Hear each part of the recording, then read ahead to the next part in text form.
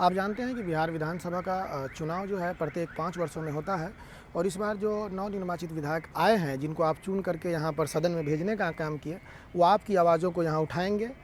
और आपकी समस्याओं को, जिनका जो क्षेत्र है वो जनप्रतिनिधि के रूप में यहाँ आएंगे, आपकी बातों को रखेंगे कि मेरे क्षेत्र में ये क्या क्या समस्याएं हैं। तो मुझे पूरा उम्मीद है कि आप जिनको भी चुने हैं वो अच्छे को चुने होंगे, और जो दोबारा चुनकर आए हैं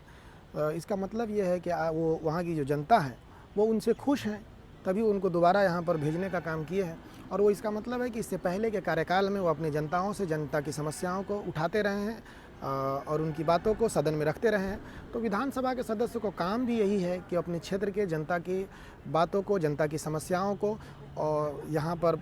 जब भी इसके जो सदन में बैठक हो, चर्चा हो, तो उसमें भाग लें और भाग ले करके वो आपकी बात को यहाँ तक पहुँचाएँ। आपकी वोट की इतनी ताकत है कि बिहार के 38 ज़िलों में से कोने कोने से, गांव-गांव से, कस्बा-कस्बा से आप जिता करके, और आप ही के वोट की ताकत है कि वो यहाँ आते हैं और आपकी आवाज़ यहाँ उठाने का काम करते हैं। तो आपको भी ज्ञात है पहले से कि आपकी आवाज़ को कितनी उठाई जाती हैं, आपकी समस्याएं कितनी हद तक 1952 से लेकर आप तक, आज तक आपकी समस्याएं किस हद तक सुनी गई हैं, उनको दूर करने का कितना प्रयास किया गया है, और जो आप जनप्रतिनिधि चुनते हैं उससे कितना खुश हैं वो आपको भी पता है। तो ये जो लोग कहते हैं कि एक वोट से क्या होगा, वही लोकतंत्र में, लोकतंत्र की खूबसूरती है कि यहाँ जो बैठे विधानसभा के जो सदस्य होते हैं या जो भी विधान परिषद है, वो डायरेक्ट वे में भी विधान परिषद ही आप ही के द्वारा चुना जाता है। तो आपकी वोट की ताकत है कि आपको प्रतिनिधि के रूप में एक नेता मिलते हैं, और वो नेता का काम होता है कि आपकी आवाज़ को, आपकी बात को, आपकी समस्याओं को, आपके ऊपर बनाए जा रहे जो भी कानून है उसको समय पर यहाँ पर रखा जाए कि इस तरीके का कानून, क्योंकि कानून में भी वोटिंग होता है, वोटिंग के बाद ही कोई कानून बनता है। तो यहाँ से पूरा बिहार चलता है और यहीं से जो है नीति डिसाइड होती है, कानून डिसाइड होता है कि किस प्रकार का कानून लाया जाए, किस प्रकार से औद्योगिकरण किया जाए, इंडस्ट्रियलाइजेशन जिसे कहते हैं। पूरा बिहार यहीं से चलता है, और यहाँ तक जो पहुँचाने का काम करते हैं वो जनता और आप ही यहाँ तक पहुँचाते हैं।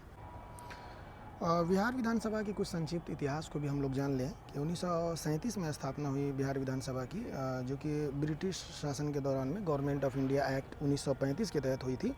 और पहली बार 1937 में प्रांतीय विधानसभा, जिसे हम लोग प्रोविंशियल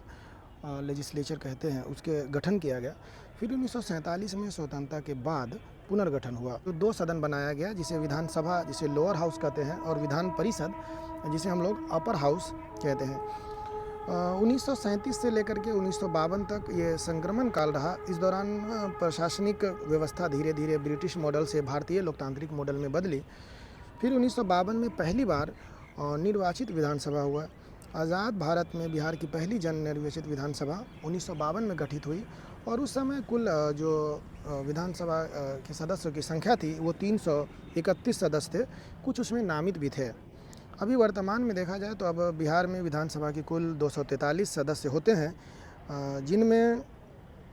जनता चुनती है। कार्यकाल 5 वर्षों का होता है,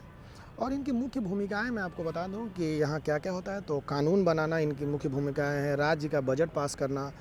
फिर सरकार को जवाबदेह रखना और जनता की समस्याओं को उठाना।